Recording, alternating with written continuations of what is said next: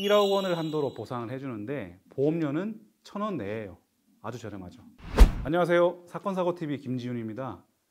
이 보험만은 꼭 들어야 한다 3편입니다. 앞서 후유장애 담보와 실비보험에 대해서 알아보았는데요. 세 번째로 알아볼 담보는 일상생활 배상책임 담보입니다. 이 일상생활 배상책임 특약은 피보험자가 일상생활 중에 본인의 과실로 타인을 다치게 하거나 타인의 재물에 손해를 끼친 경우에 그 손해배상 책임을 담보하는 보험인데요.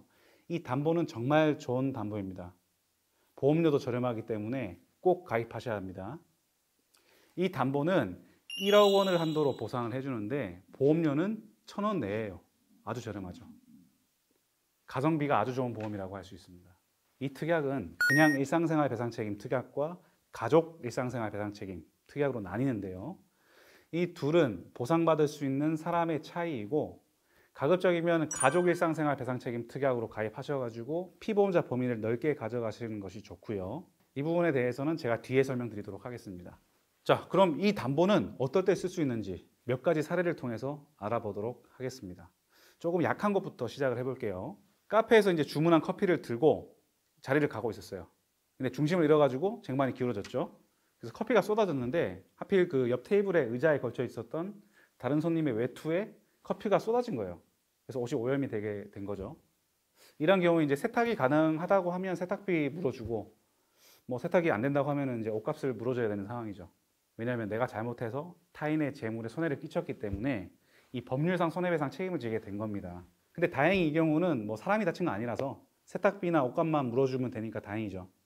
그런데 이게 세탁이 안 되는 옷이고 옷값이 100만 원이라고 해요.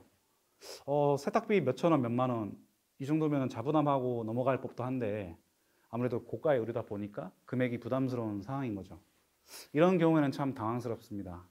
하지만 일상생활 배상책임보험 특약이 있다면 보험으로 내 손해배상 책임을 보상받을 수 있습니다. 이 재물손해 같은 경우에는 자기부담금이 있어요. 뭐 계약에 따라서 뭐 10만 원, 20만 원 이렇게 있는데 이 경우에 자기부담금 제외하더라도 수십만 원을 아낄 수 있었죠. 이렇게 수십만 원 정도의 보상만 받아도 이미 보험의 값어치는 충분히 하고도 남은 겁니다. 왜냐면요, 월 보험료가 1,000원 정도밖에 안 되거든요. 1년이면 12,000원, 20년 낸다고 하더라도 20몇만 원밖에 안 되니까요. 왜 필수적으로 가입해야 하는지 아시겠죠? 이렇게 몇십만 원 혜택을 보기만 해도 이득인 건데 만약에 내가 더 큰 배상 책임을 지게 된 경우라면 어떨까요? 다른 예를 들어보겠습니다. 내 아이가 자전거를 타다가 람보르기니를 박았어요. 운전석 도어가 찌그러지는 손상이 발생했습니다. 아이 잘못으로 타인의 재물에 손해를 끼쳤으니 부모가 배상해야겠죠. 비싼 차이니만큼 차량 수리비는 3천만 원 정도 된다고 했어요. 뭐 그러려니 할 만하죠. 그런데 또 다른 문제가 있었습니다. 렌트 비용이 5천만 원이 넘는다네요. 왜냐? 국내 부품이 없어가지고 주문해서 도착하는데 한 달이 걸린다네요.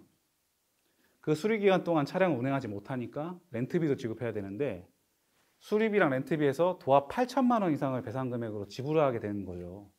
그런데 다행히도 이 아이의 아버지가 들어둔 보험에 가족 일상생활 배상책임 특약이 들어있었던 거죠. 그래서 다행히 보험으로 처리를 할 수 있었습니다. 만약에 보험이 없었다면 끔찍하죠. 자, 이 사례에서는 일상생활 배상책임이 아니라 가족 일상생활 배상책임 특약이 나오는데요. 이 가족 일상생활 배상책임 특약은 일상생활 배상책임보다 보상 범위가 넓은데요.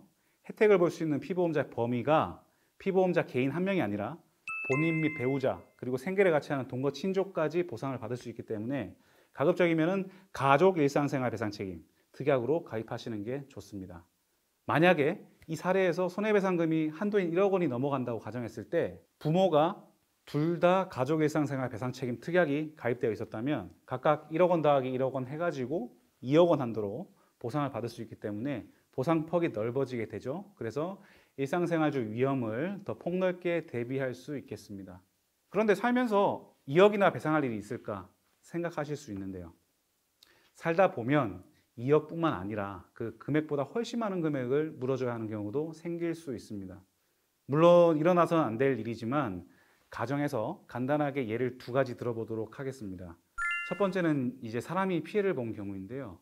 주말에 아파트 베란다 청소를 하다가 난간에 기대어 있던 화분을 떨어뜨리게 됐어요. 근데 하필 그 밑에 지나가던 주민 머리에 맞아가지고 식물인간이 됐다. 혹은 사망했다. 2억 가지고 배상이 안 되겠죠.